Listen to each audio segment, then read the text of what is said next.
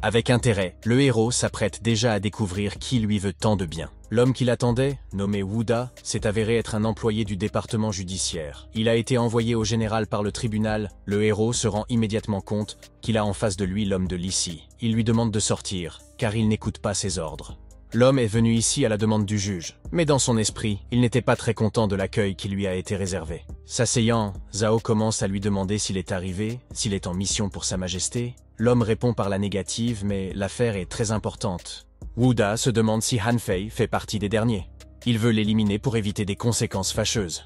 En réponse, le héros partage l'hypothèse selon laquelle Lissy veut simplement s'occuper de Fei Bai Zhao. Et comment la mesquinerie peut-elle faire basculer tout un état en premier lieu? Le héros termine en lui disant que Han Fei est maintenant de son côté et qu'il ne va pas le tuer. Pour finir, Zhao transmet l'ordre de s'occuper de Wooda à l'extérieur de la ville. Un homme hurle de panique, sans comprendre ce qui se passe. Le héros ira-t-il à l'encontre du juge pour le bien d'un traître?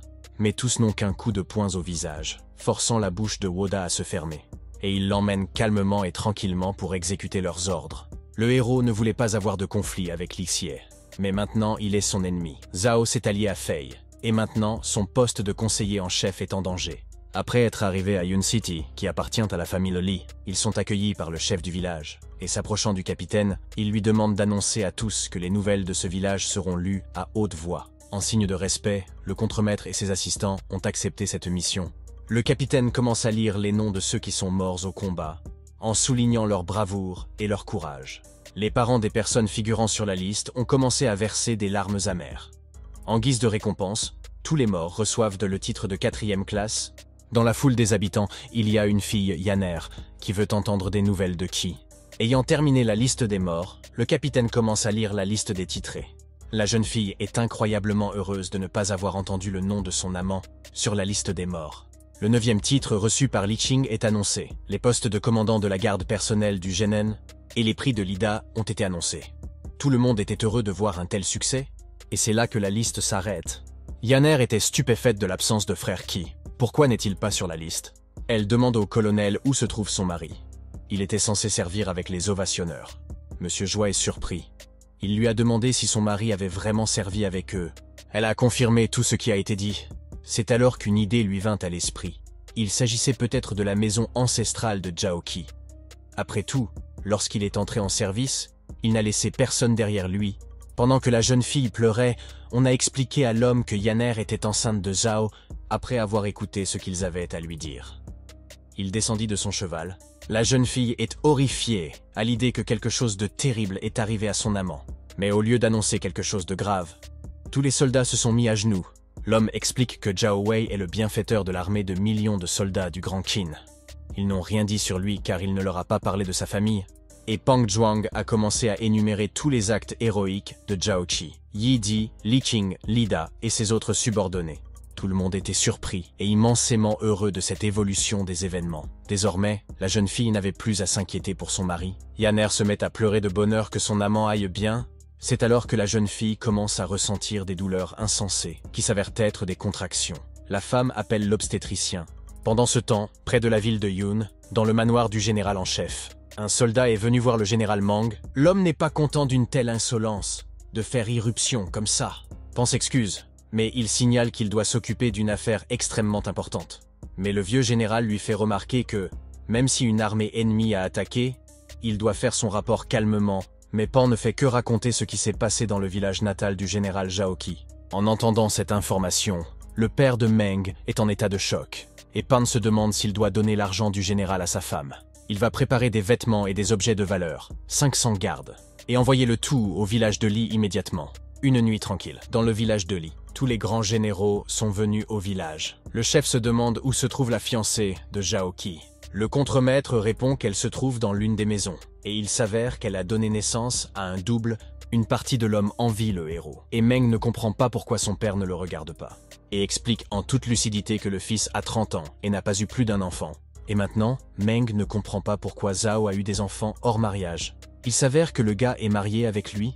La jeune fille est informée que le général Seigneur et le général Main veulent la voir.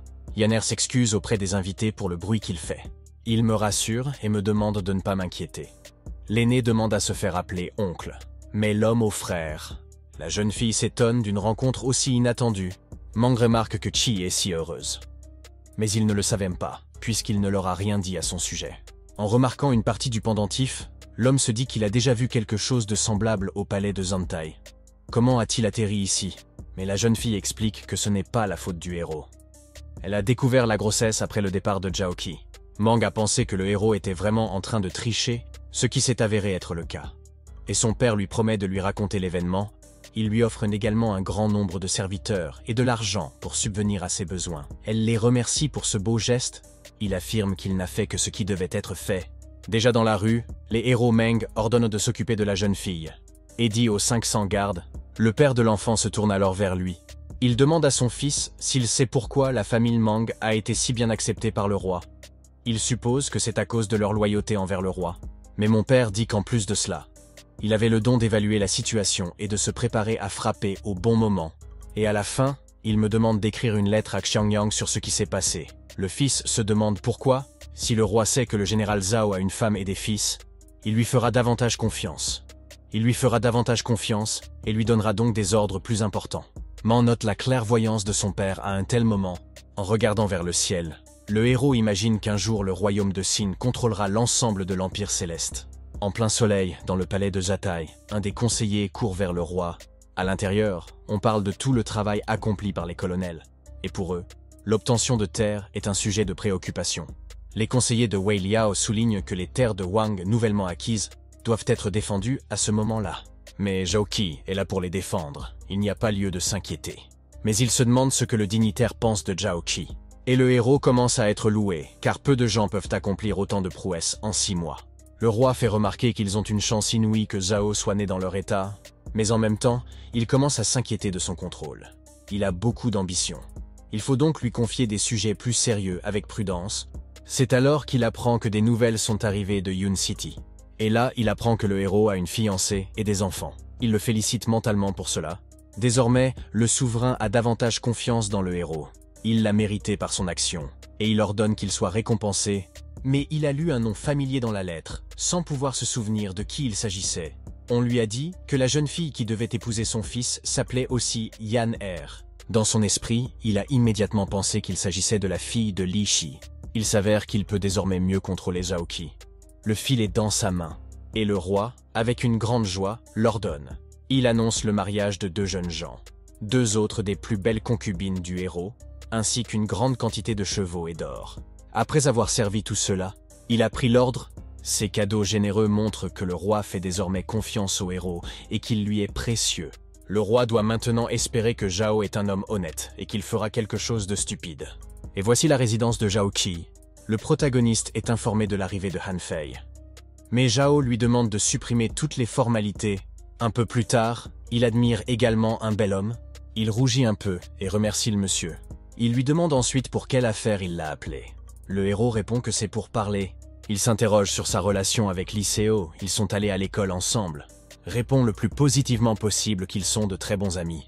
Dans ses pensées, il remarque que, quel que soit le talent de cet homme, il est assez naïf. Mais Han Yu parle de la possibilité de vouloir le tuer. L'homme ne comprend pas mieux que le héros. Le héros explique que l'homme de Li Si est arrivé ici récemment, mais qu'il n'a pas voulu créer une meilleure attitude, et tuer Han, sans problème, sur ordre. L'homme était choqué par cette information mortelle. Et qui se demanda s'il pensait que le héros trichait. Il le nie, et dit que Zhao n'en a certainement pas besoin. Mais un homme considéré comme un ami qui tue un autre homme, le héros fait remarquer que Han est un homme incroyablement intelligent, mais qu'il n'est pas du tout doué pour juger les gens. Li Si voulait du sang car il craignait un concurrent aussi fort. Yan réalise tout ce qu'il entend et est d'accord avec tout ce qui est dit. Maintenir son incapacité à traiter avec les gens, Zhaoqi vient d'en parler. Cet homme devrait donc être plus prudent, sinon le plus dangereux, ce sont les gens. Han remercie son maître pour cette information et promet d'être plus vigilant à l'égard de son ami. Mais le héros se demande à quoi bon garder ses distances avec lui si Li veut sa mort. Et l'homme doit faire ce que son rival craignait tant, que Han prenne sa place. Ce sera sa punition. Mais l'homme se demande s'il ne peut pas s'adresser au gouvernement, s'il ne peut pas aider le monsieur ici présent, et qui se demande s'il ne peut pas se lancer dans l'aventure. Et sur ses genoux, il note qu'il va entrer au gouvernement. Exactement ce que Li craignait. Et en même temps, il se demande si le héros n'a pas peur de trahir à nouveau quelqu'un. Selon Zhao, beaucoup de gens ont peur du changement dans le cœur des gens, mais le héros lui-même ne l'est pas. puisqu'il sait lire les gens. Et si un homme a la moindre idée de trahison, il l'éliminera. Han dit que si quelqu'un d'autre lui avait dit cela, il ne l'aurait pas cru. Mais il ne doute pas que le héros ait des pouvoirs surnaturels. Et avec l'aide du système, le héros détermine que Han Fei lui est désormais fidèle jusqu'au bout. Puis un soldat signale au général que Feng Qiuji, chargé des affaires politiques, est arrivé. Zhao est surpris que cela se soit passé si vite. Il lui ordonne de venir ici, qui constate que le coup de force de Han Fei a déjà été donné. Et l'homme se demande si l'un des hauts fonctionnaires de la cour est venu ici. Le héros dénonce cette situation. Il dit que Feng s'occupera de la politique ici et que Han sera son assistant. Mais personne ne doit connaître la relation entre le héros et l'homme. En entrant dans la salle, Feng Qiuji a salué le général. En retour, le héros salue. Ils se transmettent dans les politesses, même si le héros dit à l'homme qu'ils s'entendront. Mais vous ne pouvez toujours pas lui faire confiance. Si Zhao veut vivre un peu plus longtemps, après la salutation, Feng se demande qui est l'homme à côté du général.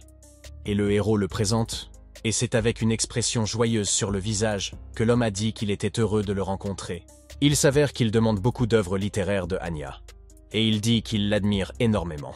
Le héros demande à tout le monde de s'asseoir, et dans l'esprit de Feng, il pense au fait que Han Fei aurait dû refuser d'aller du côté de Qin. Mais quelque chose a changé.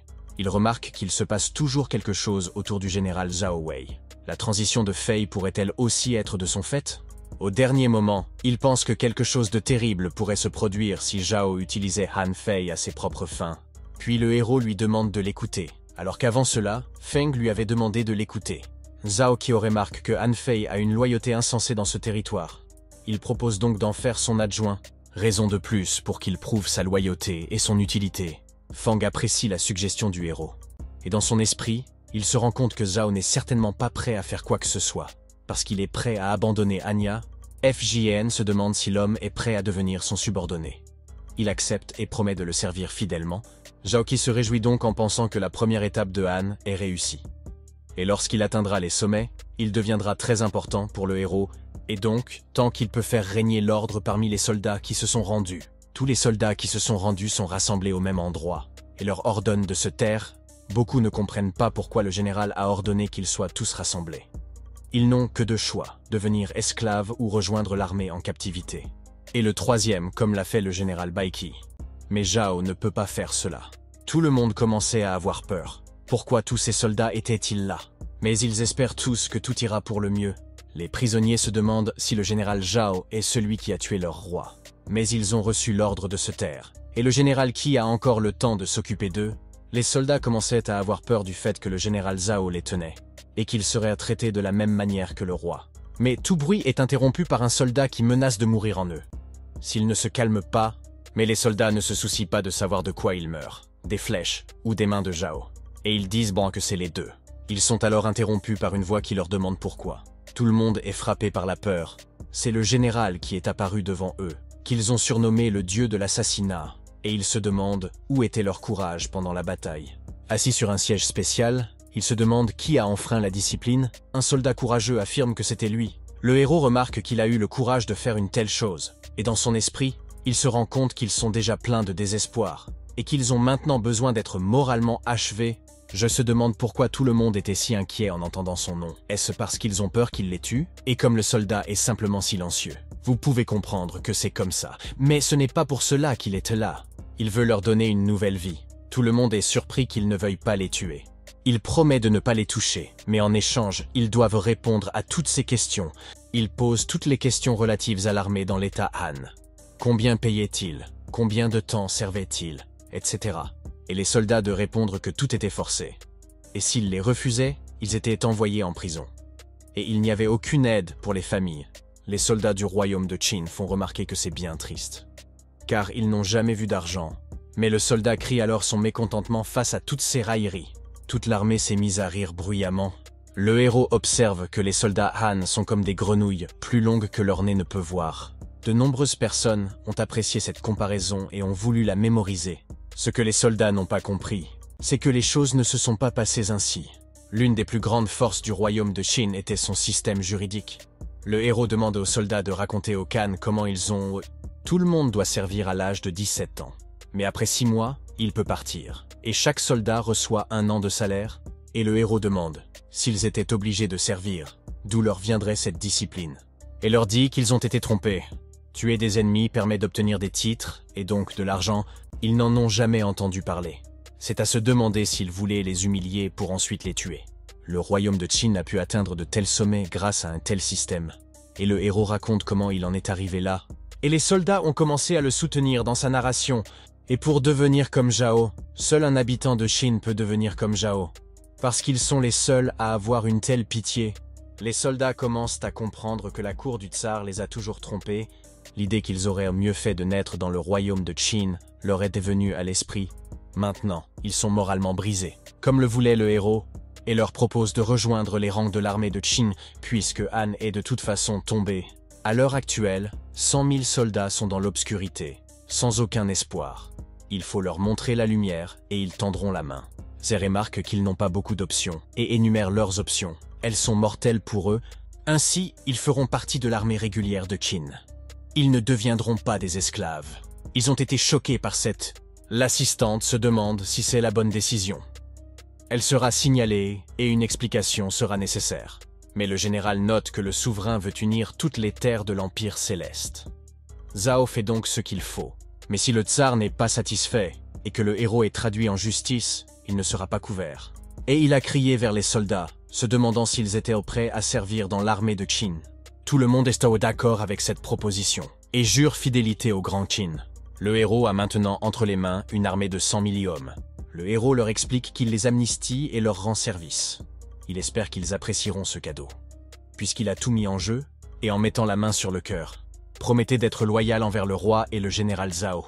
Lors de son départ, le héros demande à tous les soldats de s'inscrire sur la liste des subordonnés. Les soldats remarquent la détermination du héros et son intelligence. Et maintenant, chacun des deux garçons sera écouté par une centaine de milliers de personnes. On peut espérer que ce n'est que le début de leur carrière. Eh bien, s'ils lui sont fidèles, maintenant que Zhao avait 200 000 soldats, il allait acquérir une expérience inimaginable sur le champ de bataille. Il ne tardera pas à atteindre l'ancien stade céleste. Déjà près du palais, il remarqua un cheval blanc. Le héros fut surpris de voir le cheval de la famille Meng ici.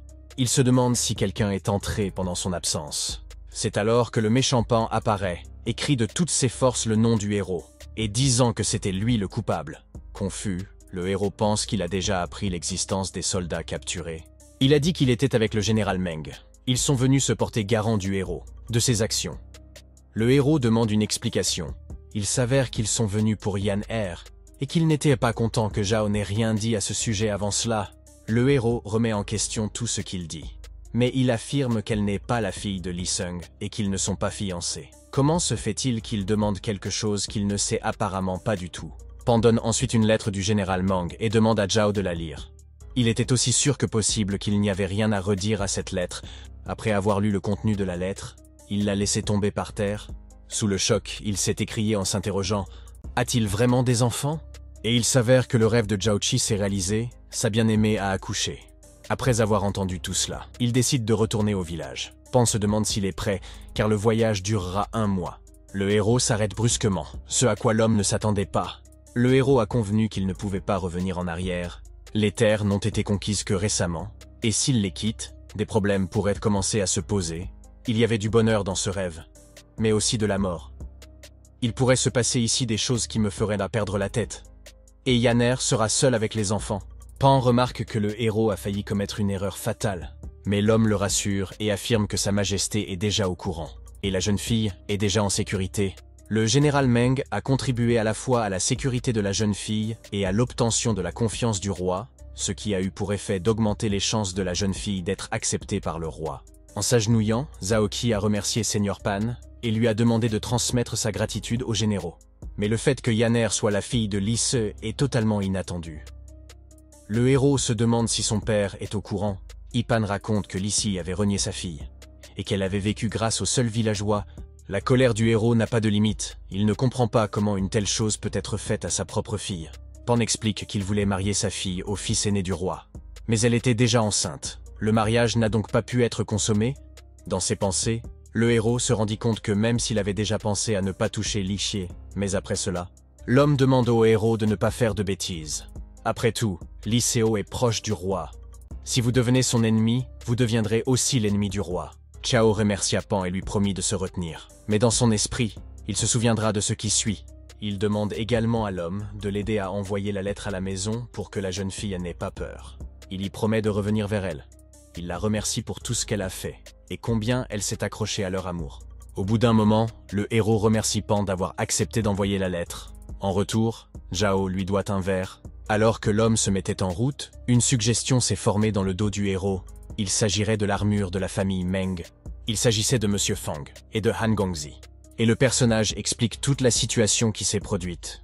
Il explique qu'il ne l'a pas signalé parce qu'il s'agissait d'une affaire privée. Fang a corrigé le héros et a partagé l'hypothèse selon laquelle le héros aurait dû être informé du voyage du général Meng. Mais Zhao n'en savait rien. Et Qi a également remarqué que sous les mots « man », quelque chose est caché. Puis, il se demande où sont Feng et Han. Ils étaient au camp militaire, en train de vérifier la progression des prisonniers. Dès que le héros a enregistré les captifs dans l'armée, Feng l'a immédiatement rapporté au roi. Zhao craignait que cela ne lui plaise pas. Mais d'après la réaction de Feng, tout semblait aller pour le mieux. L'arme principale est Han, qui tôt ou tard prendra la place de Li Si, et c'est alors que le héros prendra sa revanche. Un mois plus tard, au palais de Jantai, Li Su a entendu parler des actions du héros avec les prisonniers. Il était fou de rage et savait que Zhao était fini maintenant. Il se demande si le rapport de Monsieur Feng est exact. L'assistant le confirme, mais se demande si l'homme veut devenir son ennemi à coup sûr. Mais l'homme est défavorable. La fille, selon lui, était sa limite. Sans épouser le fils du roi. Le messager de Wuda s'est rendu dans les terres Han et a disparu. C'est tout Zhao Qi. Combien de temps restera-t-il à la cour s'il est mou? Mais pour éliminer Zhao Qi, il faut s'occuper du général Mang. Il va maintenant prendre la défense du héros. Entre-temps, un grand nombre de personnes se sont rassemblées en un même lieu. Ils ont tous assisté à la bataille entre les deux généraux. Li se demande ce qui se passe ici. Il est salué. Les généraux Emin et Yuan ont l'habitude de se supporter mutuellement lorsqu'ils se rencontrent. Et justement, le roi les a invités chez lui. Et le duel se termine par la victoire d'un des généraux. Man est sorti victorieux et affirme que Wang est complètement affaibli. Le méchant général demande à être vengé, mais l'homme refuse. Et le vainqueur s'en va, la joie au cœur. Li Si Oldage pour rassurer le général, en disant que Meng est encore à l'aube de sa force. Bien qu'ils soient tous deux des généraux de première classe et qu'ils soient égaux pour le royaume, les choses sont un peu différentes dans la réalité. Et maintenant, Zhao Qi est au centre de l'attention. Et s'il est à nouveau promu, Meng le sera aussi. Mais la position du général Wan va encore se dégrader. Li Si tenta de faire de Wang Jia un ennemi de Meng, et donc de Zhao. Aucun des ennemis de cet homme n'avait jamais survécu. Lorsque tout le monde est réuni, le roi veut aller droit au but. Malgré toute l'éloquence de Meng, Zhao Qi est toujours confronté à la mort. Le souverain demande à chacun ce qu'il pense du rapport de Fang sur les territoires Han. Li Si a immédiatement exprimé son mécontentement, l'argument étant que le héros avait enfreint les règles du royaume, mais Mang s'interpose immédiatement. Il fit remarquer que, selon toutes les lois, les esclaves pouvaient être pardonnés s'ils avaient commis une action. Li note qu'il a assimilé les soldats à ces renégats, et leur a donné un salaire. Zhao est donc en tort, mais Meng demande s'il y a eu des problèmes financiers dans le territoire de Han. Il n'y en avait pas, ce qui signifie que Zhao a fait tout ce qu'il fallait. Li Si a immédiatement commencé à s'insurger à cause du ton avec lequel le général s'est exprimé. Mais l'homme a balayé le fait qu'il était un général et que le roi le qualifiait de grossier. Il demande une récompense pour le succès de Zhao Qi, qui a réussi à attirer des soldats ennemis du côté des Qin. Li demande l'avis de Wang Jia car Meng veut s'assurer que Zhao va bien. Le souverain est d'accord et demande l'avis du général Wang Jia sur la question. Celui-ci commença par penser que Zhao avait effectivement agi de manière effrontée. Li Su commença à s'enthousiasmer à l'idée qu'il allait réussir. Mais ici, le général constate que cette méthode a permis de mettre fin à des émeutes et à des insurrections. Il soutient donc. Le juge est en état de choc indescriptible. Man remarque la sagacité de Wang Jia, qui lui répond qu'il ne veut que la bonne réputation du royaume. Meng comprenait ce que Li Si voulait accomplir, sauf qu'il n'était pas très doué pour le retourner contre Zhao Qi. Et après avoir écouté tout le monde, le souverain a en outre volé les paroles de Zhao concernant l'unification de toutes les terres de l'Empire Céleste. Les compagnons ont commencé à dire que Zhao Qi est un excellent militaire et politicien. Il est le futur royaume. Le roi constate que le héros était prêt à être puni pour ce qu'il avait fait, ce qui témoigne d'un sens suprême du devoir, ce qui est très louable. Raison de plus pour recruter Han Fei. Avec son aide, ils pourront prendre le contrôle de Han. Et le souverain reprocha au juge d'avoir des préjugés à l'égard du héros, et qu'il enterrait le talent. Il tente de se justifier en disant qu'il voulait protéger les lois Qin qui avaient été abrogées. Man lui fait remarquer qu'il ferait mieux de s'occuper de ses affaires, car la politique et la guerre ne lui réussissent pas très bien. Désormais, cette armée de soldats Han sera sous le contrôle du héros. Mais cela ne doit jamais se reproduire. Il suppose également qu'un État voisin voudra attaquer Han, de sorte que Qin doit être plus vigilant. Voici maintenant les objectifs des royaumes de Zhao et de Wei. Leur objectif est d'unifier l'Empire Céleste tout entier, et quiconque s'oppose à eux mourra. Et après son discours, le souverain renvoie tout le monde. Lorsque la réunion est terminée, Li Si demande que sa fille soit transférée ici car elle et ses enfants sont dans la pauvreté. Si vous n'arrivez pas à le comprendre de la manière habituelle, c'est alors que l'homme a décidé d'enlever le héros des femelles coûteuses. Mang, comprenant ce que Li veut faire, demande au roi de ne pas lui donner une fille avec des enfants. Il demande au roi de ne pas lui donner une fille avec des enfants. Ce serait dangereux pour eux. Aussitôt, les trois hommes se mirent à parler. Et Wang Ya ne comprenait pas pourquoi Meng se mêlait des affaires familiales. Le Main parle de ce que le père a fait pour sa fille. Et de l'aide apportée par les résidents à la jeune fille, le souverain a été choqué d'entendre la vérité. Le chaos de la dispute ne s'arrête pas là. Chacun essaie de prouver qu'il a raison. Il en est arrivé au point où Li Seong a menacé Meng. Mais l'homme a tenu bon, défendant l'héroïne.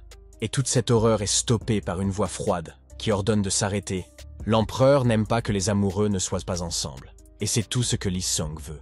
Le père, frustré, se rend compte qu'il ne sortira pas vainqueur de cette dispute. Il admet donc son erreur. Le roi se contentera d'affirmer que Yanner ne rentrera à la maison que s'il le souhaite. Et même ainsi, Meng Wu gardera un œil sur les enfants. Et déjà très fatigué de tous ces combats, il demande à tout le monde de partir. Avant de partir, Meng s'adresse au prince. Pour une affaire personnelle, il se demande si le souverain a encore un pendentif en jaspe. Mais il ne sait pas de quoi il parle. Et c'est en riant que l'homme prend congé. Mais le directeur note que Meng s'inquiète toujours pour les plus petites choses. Il se mit à réfléchir. Il se souvint qu'il avait donné un tel pendentif à Dun Er il y a bien longtemps, une fille qu'un homme ne pouvait pas fréquenter avant de devenir roi. Il aimerait la rencontrer à nouveau. Il lui a promis d'unifier l'Empire Céleste, de faire d'elle une princesse, et leur enfant serait l'héritier. Mais si elle n'aime pas ça, il est prêt à partir en voyage avec elle, tant qu'elle revient. Pendant ce temps, à la résidence du juge, Li Si était furieux de tout ce qu'on lui avait dit, et de la façon dont il s'était mis dans l'embarras devant le roi. Le juge assistant dit qu'il peut avoir une chance de se venger. La rumeur veut que les États de Zhao et de Wei veuillent attaquer Han. Et l'objectif principal de Zhao et Huan Fei est d'attaquer Han. Mais au moins, c'est une chance. Ce serait très dangereux et il pourrait y avoir des émeutes. C'est alors que l'homme, avec un grand sourire, annonce qu'il a le plan parfait. Peu de temps après, en sortant de la capitale du royaume de Qin, Man dit à Li Si de ne pas s'attirer d'ennui, et que Yanner l'accompagnera de toute façon. Mais il est sûr qu'elle ne peut pas désobéir à son propre père. Et il espère que lorsqu'ils partiront avec lui, le général n'interviendra pas. Man est très mécontent de ces paroles, mais promet tout de même de faire preuve d'équité, et à ce moment précis, il dira à tous ses soldats d'accélérer, et fixe la barre à 30 km par jour. À cette vitesse, Li Qi ne se sent pas très à l'aise et comprend que Meng l'a fait exprès. Si ce n'était pas pour réunir toutes les terres, il aurait tué ce connard.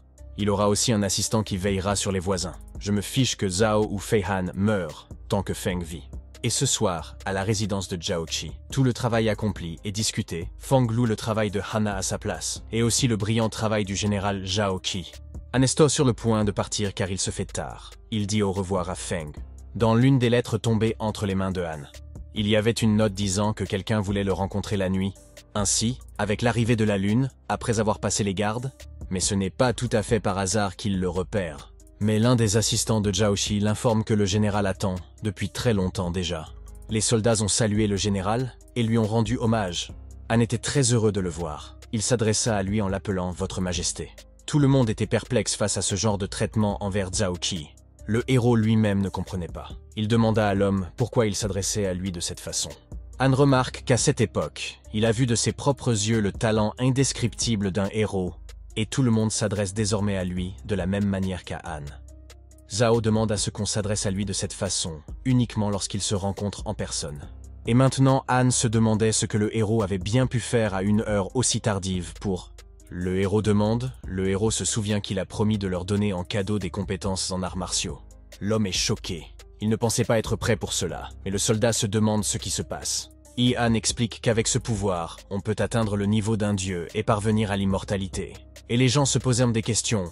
Mais Zhao décide de montrer tout cela à l'aide d'un exemple que tout le monde peut comprendre. Avec 2 doigts, il sépare la lame comme avec des ciseaux. Lorsqu'ils ont vu cela sous leurs yeux, ils ont pensé qu'ils étaient la réincarnation d'un dieu. Ils se sont pris pour la réincarnation d'un dieu. Han a expliqué que dans la prison de Zhao Qi, il avait réussi à briser le mur. La force dont il fait preuve aujourd'hui n'est donc qu'une partie de la force de Zhao Qi. Les soldats n'en revenaient pas d'une telle puissance divine. Et croire qu'ils allaient transmettre un tel savoir. Le héros explique qu'il s'agit d'une récompense pour leur loyauté.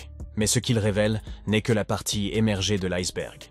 Et commence le processus de transfert des compétences de combat aux 4e personnes.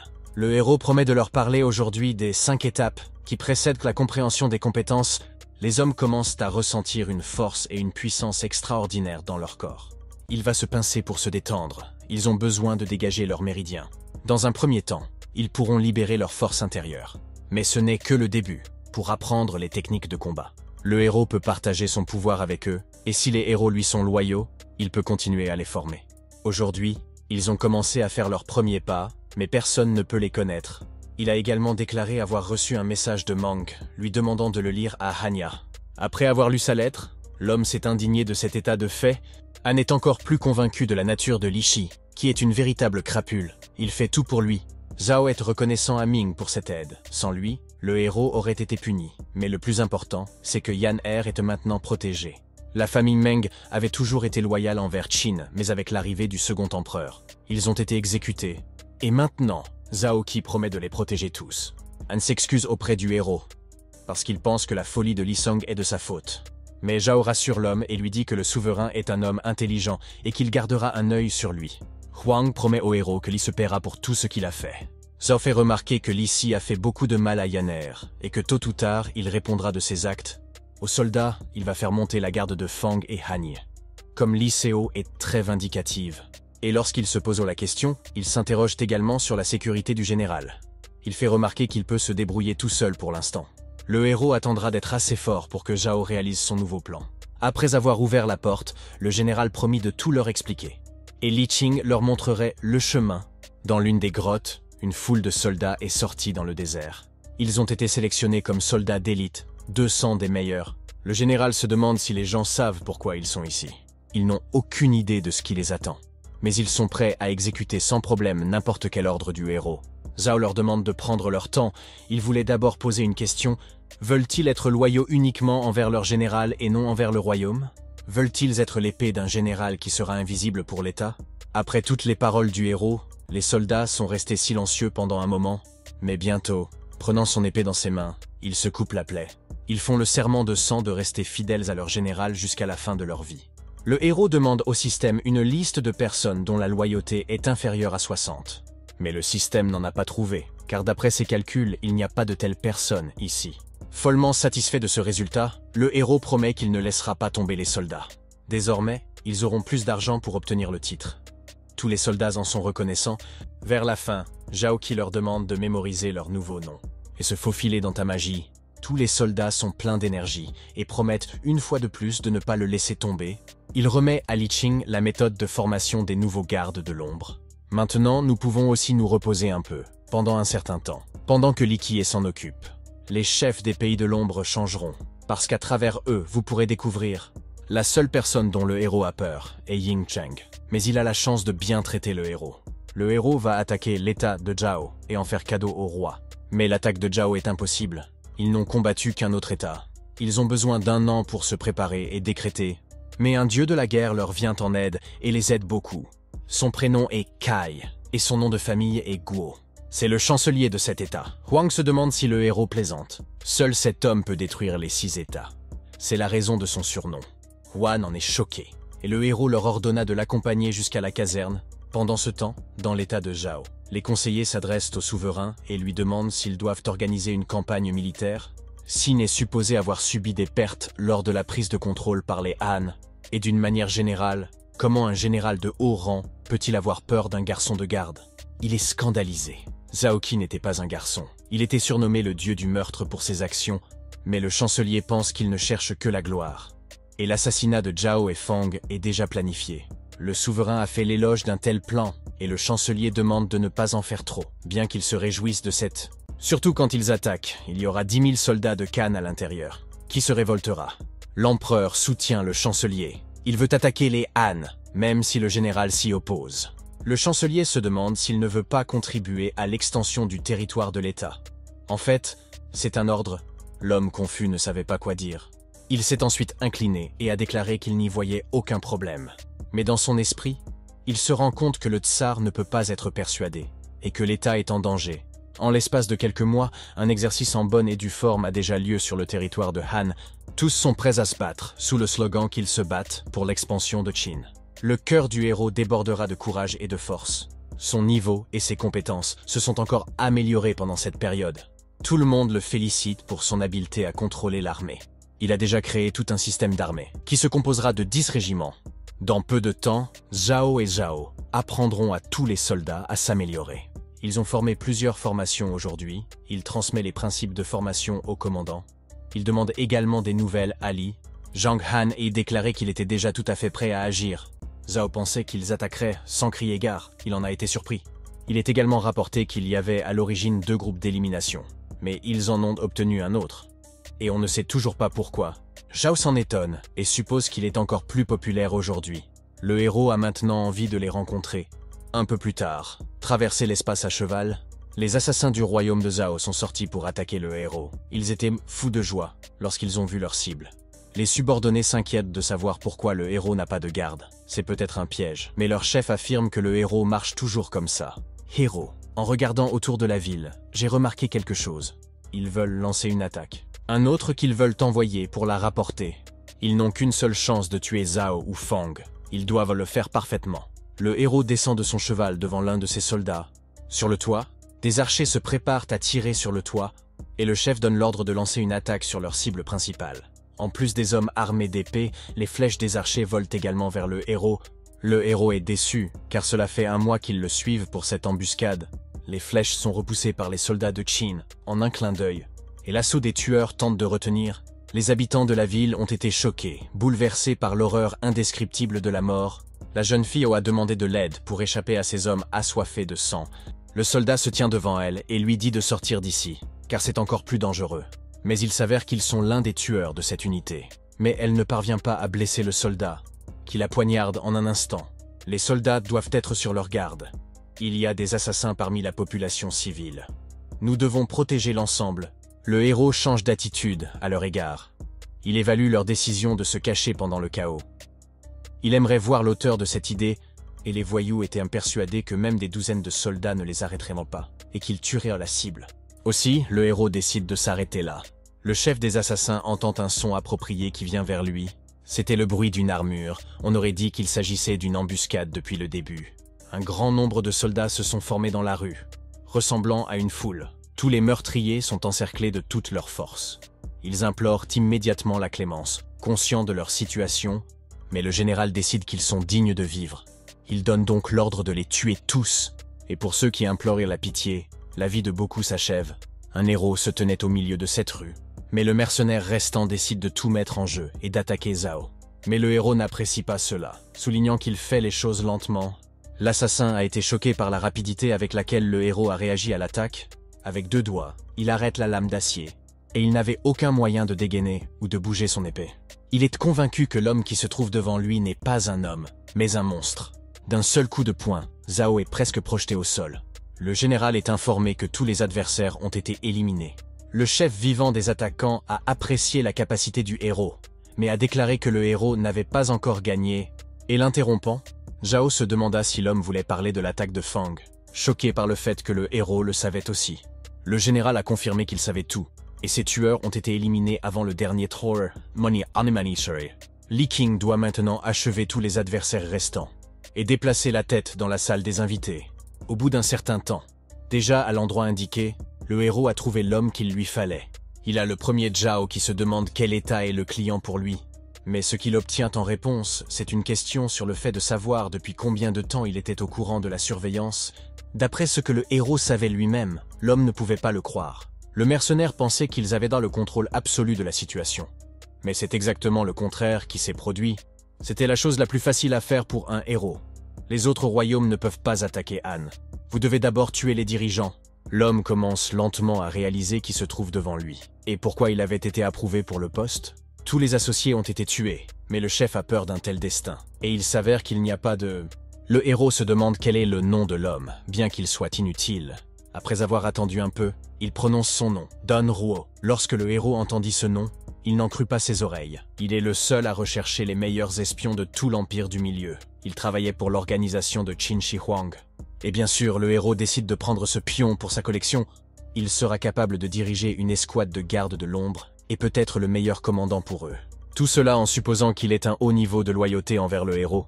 Dun se surprend à penser que le sourire du héros lui donne la chair de poule. Il dit au héros qu'il ne sait vraiment rien d'autre. Puisque les mercenaires ne demandent rien, le héros tente de se calmer et d'obtenir une réponse à sa question, à savoir s'il veut travailler pour lui. Le jeune homme a tout de suite eu l'espoir de ne pas être confronté à la mort, mais non seulement le général ne le tuera pas, mais il lui donnera le titre de meilleur assassin du monde. Sa loyauté est primordiale. À un moment donné, devant toute la salle, il s'est mis à rire bruyamment. Il se demande de quelle belle vie on peut parler si un espion doit toujours rester dans l'ombre. Le héros a commencé à desserrer les liens de Donya, et en disant qu'il le faisait gratuitement, pour retrouver sa liberté, il devra vaincre Zhaoqi. Ainsi, il montrera sa force, l'homme est de bonne humeur et n'abandonnera pas si facilement. Mais tout cela en un seul coup de jambe du héros. Il s'envole de l'autre côté de la pièce. Les soldats sont un peu inquiets pour le général lorsqu'ils entendent des bruits provenant de la pièce, et en regardant ce qui s'y passait, ils n'ont eu que l'idée d'un spectacle pitoyable. Au bout d'un moment, ils quittent la pièce. Le héros remarque que Dun est assez fort. Il lui donne le médicament et lui ordonne de guérir Dunzhuo avec. Il leur annonce qu'il travaille désormais pour eux. Il donne également l'ordre de fermer toutes les portes possibles. Nous devons couper tout contact. Et maintenant, Zhao va voir Feng et lui parler. En entrant dans la pièce, le soldat a vu un homme allongé sur le sol. Todd dit qu'il est déjà prêt à servir l'homme le plus fort des 7 royaumes. À l'extérieur, Hero demande au système quelle est l'allégeance actuelle de Don Ruo au système. Il s'avère que son niveau est actuellement de 65. Et ce n'est pas une mauvaise chose, mais il reste un héros jusqu'à sa mort. Mais c'est un bon début. Dans la cour de Feng Qiuji, il était entouré de cadavres. Lorsqu'il a vu le général, il s'est mis à le remercier. Il m'informe que tous les mercenaires sont déjà inscrits sur les listes de paix, et se demande ce que Zhao voulait. Il s'avère que le héros veut discuter d'un plan pour retourner les plans de ses ennemis contre eux. Feng craint que ce soit trop risqué, mais le général est prêt à tout pour Qin. L'objectif principal de l'unification des terres sera atteint. Peu importe si quelqu'un s'y oppose. L'homme ne comprend pas tout de suite, et Zhao a précisé que les mercenaires ne venaient pas seulement de Zhao et de Wei, mais aussi de Xiangyak. Et quand on lui demande qui l'a fait, le héros répond que c'est Li Seong. Le héros répond que c'est Li Seong qui l'a fait. Evjin a été choqué de voir comment un fonctionnaire responsable pouvait faire une telle chose. C'est impossible. Mais Zhao nous dit que ce n'est pas la première fois qu'il essaie. Pour obtenir plus d'informations, il faut demander à Han Ye. Il le connaît depuis longtemps. D'une manière générale, Hero conseille la prudence. Feng promet de suivre les conseils du général. Les préparatifs commencent déjà. Et dans ses pensées, il se rend compte que les craintes du héros ne sont pas du tout vaines. Et qu'il faut être vigilant. Au bout d'un certain temps, une lettre arrive au palais de Jantai. Le rapport de Feng, les conseillers, dirigés par le chancelier. Ils craignent que quelque chose de grave ne se soit produit. Et le souverain parle de toute la situation. Avec quelques détails secrets, la panique s'empare des gens, qui ne savent pas si Zhao est mort. Le chancelier demande que le général Main soit envoyé sur place pour vérifier la situation. Tous les conseillers se sont prononcés en faveur de cette décision. Li Si était fou de joie. Il a pu punir son plus grand ennemi. Le souverain donne des ordres. Envoyer secrètement Meng avec une escouade et un guérisseur pour aider Zhao et Han Yu dans une situation calme. Il laisse partir tout le monde et leur rappelle qu'il s'agit d'informations hautement confidentielles. Quand tout le monde est parti, il ouvre à nouveau la lettre. Il y a un message secret.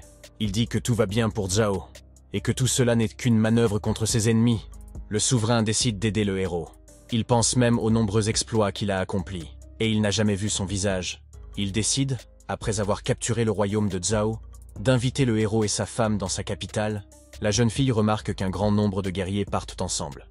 Elle suppose que la guerre va reprendre, et que Zhao doit être prudent. À Sanzheng, les militaires sont priés de les laisser entrer, car ils ont reçu l'ordre de sauver Zhao. Tout cela a été entendu par un espion de l'état de Zhao. Il transmet toutes les informations à la capitale du royaume. Le chancelier et le souverain se réjouissent de cette nouvelle. Leur merveilleux projet s'est concrétisé. Ils doivent maintenant préparer une armée pour attaquer. Les épicéas de Han seront désormais sous leur contrôle. Le médecin se rend à la résidence de Zhao et se précipite pour l'aider. Mais un soldat veut l'arrêter et tout lui expliquer. Xiao Wuju est médecin. Il prétend qu'il n'a pas le temps. Le général Zhao est en danger. Nous devons l'aider. Il ouvre les portes de la salle de réunion. Devant lui, il aperçoit le conseiller de Feng, son assistant Fei. Et Zhao, le médecin reste stupéfait. Il ne s'attendait pas à cela. Le soldat s'est excusé auprès du général de ne pas avoir arrêté Xia à temps. Zhao, tout joyeux, s'excuse auprès du médecin.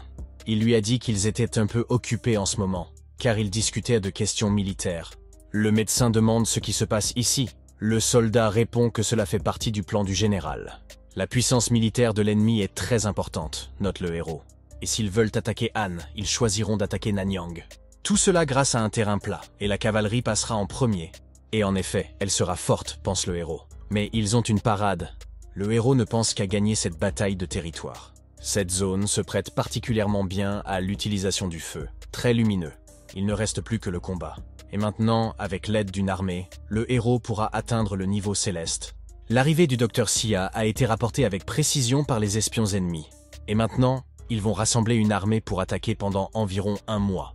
Le médecin avait entendu parler du général, mais il ne pouvait même pas imaginer à quoi il ressemblait dans la vie réelle. Il n'est pas étonnant que le souverain lui fasse autant confiance. De plus, le visage du général lui semblait très familier, comme s'il s'agissait de quelqu'un de familier. Un souvenir a émergé de sa fille, disant qu'elle nommerait son fils avec le souverain, qui... Mais la fille est partie à cause de Jaesh. Sans lui dire au revoir, alors qu'il lui avait demandé de rester avec lui, il s'avère que Xia s'est évanoui. Zhao Qi se demande s'il va bien. Le médecin se voit rappeler follement par le héros sa fille disparue, à tel point qu'il l'a pris pour elle. Il pensait qu'elle était devant lui. Il était follement heureux de la voir. Il la voyait enfin après 18 ans. Les gens n'ont pas compris ce qui est arrivé au médecin, et le fait qu'un homme ne veuille pas le laisser partir le met mal à l'aise. Le vieil homme s'en excuse. Il dit qu'il ne peut plus faire la différence entre un rêve et la réalité. Et dans l'esprit du médecin, l'idée que le héros puisse venir à lui, mais ses pensées sont interrompues par le fait que les hostilités sont sur le point de commencer et que le médecin doit être caché.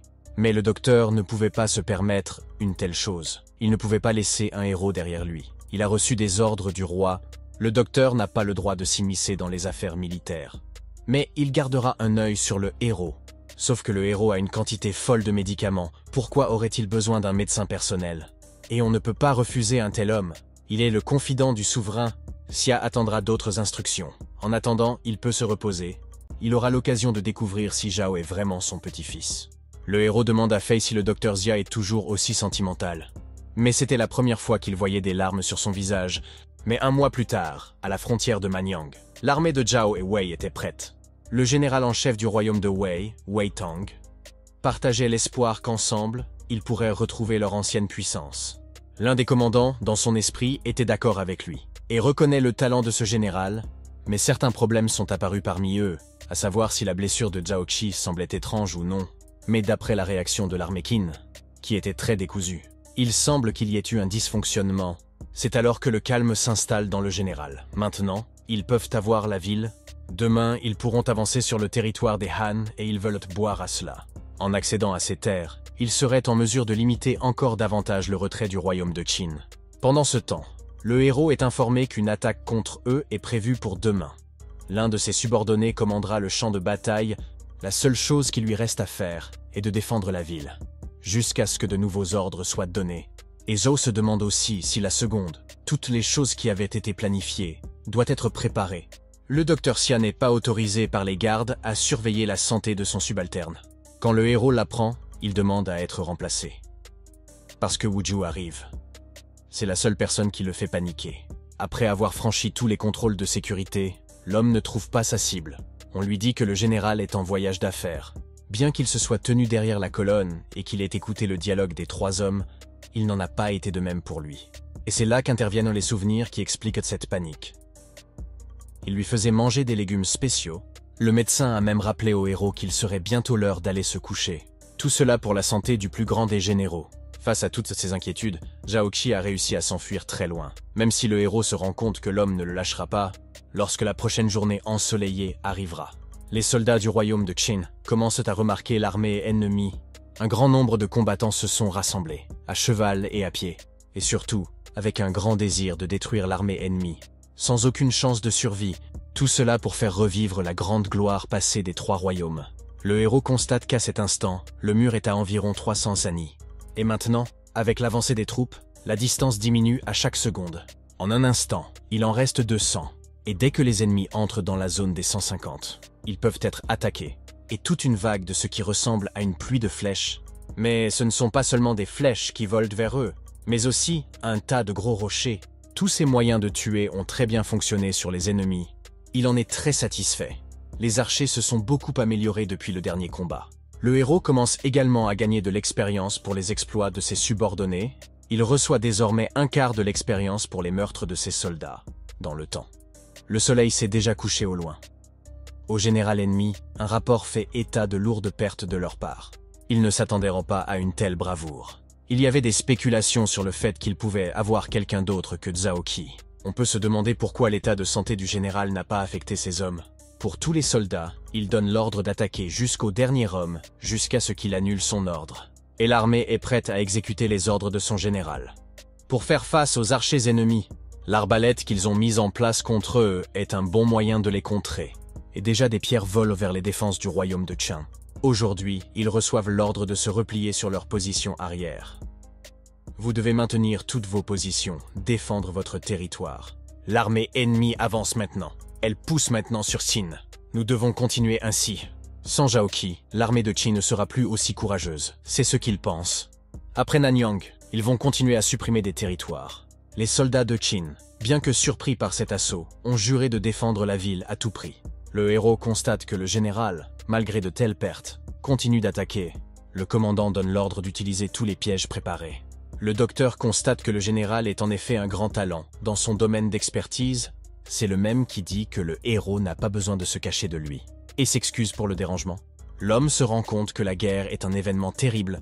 Au même moment, le commandant annonce de vive voix la véritable attaque, et des héros débordant de force d'âme et d'énergie magique. Et plusieurs armées se sont engagées dans la bataille contre d'autres armées. Tout va bien entre soi et les ennemis, tous les pièges fonctionnent. De plus, le feu mortel était incroyablement brillant. Devant ces scènes brutales, le médecin n'arrive pas à regarder. Et le héros constate que c'est à cela que ressemble la guerre. Tout cela durera plus d'une journée. Mais tout cela n'a qu'un seul but dans la vie de l'État. Xia fut follement surpris, une énergie très similaire, presque la même que celle du roi. Grâce aux soldats de Chen, ils ont pu terminer tout cela en 10 jours. Et peut-être que les choses se calmeront. Puis, calmement, le docteur Xia décide de poser une question importante au héros. Dans son esprit, il pense à sa fille, à laquelle Zhao ressemble. Xia ne pouvait pas lui demander ce qui l'intéressait. Il décide de partir et de ne pas se laisser déranger par ces questions. Le héros est surpris de ce comportement, et tourmenté par la question qu'il voulait poser, déjà sous la lumière du soleil. Sur le champ de bataille, les combats sont presque terminés. Les soldats sont couchés sur le sol. Les soldats ennemis avaient déjà commencé à battre en retraite depuis que leur général avait donné un tel ordre. Zhao ne s'attendait pas à une telle rapidité. Le résultat de la bataille nocturne fut le suivant.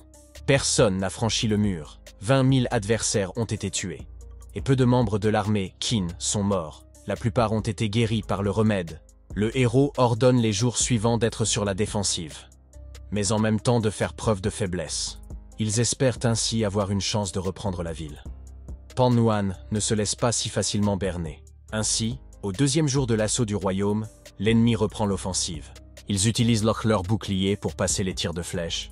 Aujourd'hui, l'armée a battu en retraite. Cette fois, elle a perdu 10 000 hommes. Et le général ordonne la même chose. Le 3e jour, les ennemis recommencent à utiliser des catapultes. Mais les héros ont également réussi à contourner ce problème en se mettant à couvert. Leur objectif principal est de laisser le mur intact, même si aujourd'hui l'armée a baissé ses défenses et s'est laissé attaquer. Mais elle a quand même battu en retraite. Le héros s'en félicite et leur ordonne de continuer ainsi, déjà le 7e jour de l'assaut. Dans la tente de guerre des opposants, le généralissime rapporte qu'ils ont déjà perdu plus de 50 000 soldats. En raison de la longueur de l'assaut, le moral des troupes a considérablement baissé, mais le général, à la suite de ces informations, ordonne toujours l'offensive. Il note qu'un général doit être capable non seulement de donner des ordres aux soldats, mais aussi d'évaluer la situation, puis il a demandé si le général Wei n'avait vraiment rien remarqué. Dans les actions de l'armée Shen, c'est alors qu'il a saisi sa belle pensée. S'ils n'ont pas franchi les défenses, ils sont encore moins défensifs. et il est évident qu'ils manquent de provisions. Ils doivent donc poursuivre l'assaut. La ville sera entre leurs mains ce soir, et déjà sur le champ de bataille. Il a été annoncé que quiconque parviendrait à entrer dans la ville recevrait une récompense en espèces. Et toute la cavalerie, arc en main. Et avec le désir d'obtenir l'argent, et cela les motive à faire en sorte que cette fois-ci, la ville leur appartienne. Le général se demande s'ils doivent faire preuve de faiblesse, ou s'il est normal de se battre à découvert. Le héros pense qu'il est temps de sortir les filets et de les attraper tous. Il se demande si Zhang Han va préparer ce que Zhao a demandé. En partant, le héros rappelle que les soldats ont besoin de perdre en beauté. Et le général promet de perdre très joliment, et il annonce à tout le monde les ordres du général, à savoir qu'ils doivent maintenant perdre ce combat. Les soldats sont ravis. Pendant presque toute la durée de l'assaut, ils ont craint de remporter la victoire. Ils savent que c'est leur dernier duel. Ils seront les soldats de Qin. Le général remarque que les soldats qui faisaient auparavant partie du détachement Han sont maintenant tellement excités par la victoire du royaume Qing. Il demande aux soldats de se concentrer sur la rencontre avec l'ennemi et de leur montrer les compétences. Pour qu'en courant, ils la voient, avant le spectacle, il leur tire dessus avec des flèches. L'ennemi utilisant des échelles et des arbalètes. Cela a fonctionné. Ils ont pu franchir les défenses et leur joie est sans limite, car ils ont enfin pu faire ce qu'ils voulaient accomplir. Le général est informé que les soldats ont déjà escaladé le mur de Nanyang. Il va se préparer pour le bélier. C'est ainsi que l'énorme engin roule vers les portes de la ville, et les ennemis veulent déjà mettre la porte en pièces. Et le général tue. Il est rapporté que tout est prêt. Les soldats sont maintenant à l'intérieur de la ville. Ils y sont parvenus après 7 jours d'angoisse. Le général de l'armée de Shen ordonne à ses soldats de battre en retraite. Les soldats n'ont qu'un seul but, détruire Qin une fois pour toutes. 10 000 cavaliers gardent le chariot à l'arrière. Le général est informé qu'après l'entrée de ses soldats dans la ville, il semble que l'armée des Qing se soit enfuie. Il se demande si le commandant en chef, et en effet, il n'y avait pas un seul commandant en chef dans la ville, ni aucun soldat. Le fait qu'il n'y ait même pas de civils a choqué le général. Ce n'est qu'à ce moment-là qu'il se rend compte qu'ils sont pris au piège, et que tout le monde doit s'enfuir. Et à ce moment-là, tout s'est embrasé comme une allumette. Les soldats sont pris au piège, tout le monde a commencé à brûler vif. Essayer de s'échapper par n'importe quel moyen. Zhao Yi regarde de loin une ville entière brûlée, avec des ennemis à l'intérieur. Au bout d'un certain temps, il décide d'aller à la rencontre de Pan Nuan. On lui dit qu'ils ont bouclé toutes les entrées et sorties, pour éviter que le feu ne se propage. Et le héros se souvient de la centaine de fois où il lui a ordonné de sécuriser la porte arrière pour qu'il ait une chance de sortir. Pendant ce temps, les gens essayèrent de se sauver et de survivre à leur situation. Protéger les généraux, l'un d'entre eux s'est reproché leur présence ici. S'ils l'avaient prévu, tout se serait bien passé. Mais comment, à travers les cris, pouvait-on entendre que les soldats avaient trouvé un moyen de sortir du piège? La joie du général Wei est indescriptible. Il tremble à l'idée qu'il ne va pas mourir. Mais immédiatement, dans un moment de prise de conscience, son visage change à nouveau. Déjà triste et déçu, il s'avère que l'armée de Qin était déjà devant eux, menée par Zhao, qui ne pouvait plus imaginer voir Pan Nuanya en face de lui. Le général Wei ne comprenait pas qui se tenait devant lui à cet instant. Et pourquoi il était à la tête de l'armée Qin. Mais le général en chef a tout de suite compris et a demandé à l'autre de ne pas être stupide. Il n'y a qu'une seule personne qui puisse élaborer un tel plan. L'information sur la blessure du général Zhao n'était qu'une ruse. Et ils sont tous tombés dans le panneau. Le héros était honoré que l'on connaisse son nom. La ville est en proie aux flammes. Un nombre insensé de soldats sont tués par elle. L'homme constate que Zhao est un tacticien au sang-froid. En réponse, le héros dit qu'en temps de guerre, tous les moyens sont bons. Le héros insiste sur le respect qu'il doit au général. Et c'est pourquoi il souhaite lui poser la question. Décideront-ils de se rendre ou de continuer à se battre? Le général fait remarquer qu'il est responsable de tous les problèmes. Il ne regrette pas de mourir. Il est prêt à mourir, mais en échange, il veut que le héros maintienne ses soldats en vie. Le héros remarque que ce ne sera pas suffisant. Puisqu'il y a 2 États, Zhao et Wei, ils doivent donc mourir ensemble. Le général Wei ne voulait pas mourir à cause de cela, mais son allié lui répond que le général doit mourir pour que les soldats restent en vie. Mais il n'est pas convaincu. Il s'est empressé de fuir, car s'il mourait, il n'y aurait pas d'héritier au royaume. Il ordonna à ses soldats de s'enfuir, même si les archers allaient tirer sur le fuyard. Mais le héros s'est rendu compte qu'il s'était enfui de toute façon. Il prend son propre arc et décide de prendre la direction des opérations. Il tire et atteint la cible. Le général n'est pas allé bien loin. Il stipule que si le général Wei veut survivre, il doit s'arrêter. Puisque cette flèche n'était qu'un avertissement, tout le monde a été surpris par un tel coup. Zhao a fait remarquer que le général qui était resté en arrière méritait d'être respecté. Il s'est agenouillé et a enfoncé son épée. Il s'est rendu, le général Zhao a pu arrêter l'armée d'une seule flèche. Zhao accepte leur reddition et ils peuvent désormais vivre. Il se demande également s'il devrait dire quelque chose à l'homme avant qu'il ne meure. Il voulait remercier le ciel pour cela, d'avoir pu rencontrer un homme aussi talentueux. Le héros fait remarquer que même s'il avait peur d'être né dans un autre état, il rejoindrait quand même les Qin parce que, dans le royaume des Qin, il peut être très apprécié. Le général ennemi est choqué par le fait que cette guerre a pour but d'unir toutes les terres restantes. Zhao ne va pas discuter avec le général Pan car il respecte son point de vue. Il s'éloigne donc simplement. Au lieu de cela, il demande à tous les anciens soldats Han de se manifester. Et immédiatement au même moment, des centaines de voix s'élèvent. Il leur demanda si la princesse Léonida Wuhan était toujours là ou si elle avait déjà totalement guerroyé dans le royaume de Qin, mais qu'elle prétendait être devenue une guerrière de Qin. Le héros demande si le pays de Zhao a vraiment envoyé des espions pour déclencher une rébellion, mais tout le monde a refusé. Le général agenouillé entend les soldats réciter leur état. Quand Qin réunira les 5 terres. Ici, même les civils seront pour eux, tout cela réalisant que le général devenait de plus en plus triste. Le protagoniste a mis fin à sa vie d'un seul coup d'épée. Les héros remarquent que, même avant sa mort, le général a tenu bon. S'il n'avait pas obtenu la récompense pour lui, il l'aurait laissé vivre. Et maintenant à cheval, il annonce que le général Pan est mort, ce qui signifie qu'ils ont gagné la bataille. Zhao s'interroge sur le type de récompense que le roi pourrait lui accorder s'il devenait le plus jeune général de l'histoire. Mais l'essentiel est que, dans le système, il a maintenant obtenu un degré de stade 9 post-scientifique. 10 000 soldats ont été tués dans cette bataille. La ville cible a été complètement détruite. Le héros ordonne de donner un signal au commandant. La plupart des soldats de Shan sont sortis des décombres. Bien qu'un incendie se soit déclaré, il n'y a eu aucun décès, et seulement 2 personnes ont été blessées. Le héros, satisfait de ces résultats, demande pour l'instant le repos des soldats et s'efforce de soigner les combattants blessés. Il ordonne également que tous les soldats soient mis en garde à vue, ceux qui sont blessés gravement ou facilement soignables. Dans son esprit, le capitaine commence à réfléchir à quelque chose qui ne trahirait jamais son général. Bien que les suggestions soient intéressantes, la nouvelle d'une victoire sur le front a été immédiatement annoncée. Lida a tendu une embuscade au quartier général de Zhao et Wei, et ils ont été victorieux. La cargaison a été entièrement emportée. Il en est très heureux, car la bataille peut désormais être considérée comme officiellement terminée.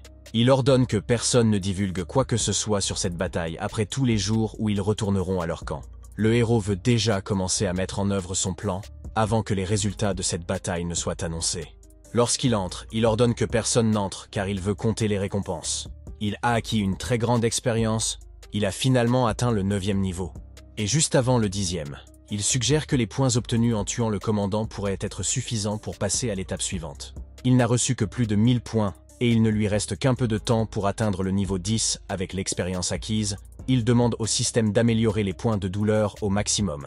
Et le système suit tous les ordres qui lui sont donnés. Si le héros atteint les cieux dans un niveau, il deviendra immortel dans ce monde. Je suis satisfait de la récompense pour ce combat. Nous attendons maintenant que la nouvelle de la victoire parvienne à la capitale. Mais lorsque tous les autres états sont maîtrisés, et que le héros atteint le niveau céleste, il peut vivre avec sa bien-aimée et ses enfants. Fait saillant Dr Xia qui a pu guérir un grand nombre de soldats grâce à son aide. Et les héros ont compris pourquoi le docteur n'était pas revenu depuis des jours. Il formait des médecins ici. Il décide alors d'aller voir le médecin et de lui parler. Il le remercie pour tous les efforts qu'il a déployés pour restaurer les soldats. Voici celui qui vous demande de ne pas dire cela, mais qui constate que sous le contrôle du général, les pertes de soldats sont minimes. Il est sur le point de partir puisque le plan du héros avec le souverain est terminé. Mais avant cela, il a quelque chose à demander. Et il parle de sa fille disparue, il y a quelques années. Yi Zhao lui rappelle beaucoup sa fille. Pourrait-il être son fils? Le héros comprend maintenant pourquoi le médecin s'est comporté de façon si étrange lors de leur première rencontre. C'était à cause d'une fille nommée Epan. On croit que seule cette fille a été vraiment aimée par le roi, et qu'il a construit un palais en son honneur. Il avait entendu cette histoire, mais était-elle vraie? Il demande le nom de sa fille, et en effet, son nom de naissance était Epan. L'homme se demande comment s'appelait la mère du héros. Il dit qu'il ne veut pas le décevoir, mais sa mère s'appelait Zhao Duner. Il n'est donc pas possible qu'il soit son petit-fils. Dans le monde, On peut trouver des gens qui se ressemblent, mais le personnage principal espère que le père retrouvera sa fille. Mais le médecin ne croit pas beaucoup à cette coïncidence. À quel âge une fille peut-elle changer de nom? Il se demande s'il peut rencontrer la mère de Hero. Et c'est avec des mots douloureux qu'il parle du fait qu'il y a 1 an, sa mère est décédée, a été surpris et s'est immédiatement excusé, estimant qu'il n'était pas nécessaire qu'il le demande, mais faire ce qu'il faut. Il comprend le désir d'un père de retrouver sa propre fille. Il remercie le général d'avoir dissipé certains de ses doutes et lui fait ses adieux, et il en sort déjà bouleversé. Il n'arrive pas à croire que c'est juste une coïncidence. Mais il s'est arrêté et a décidé qu'il ne pouvait pas perdre son seul espoir. Il ira au village et essaiera de savoir si Zhao est son petit-fils.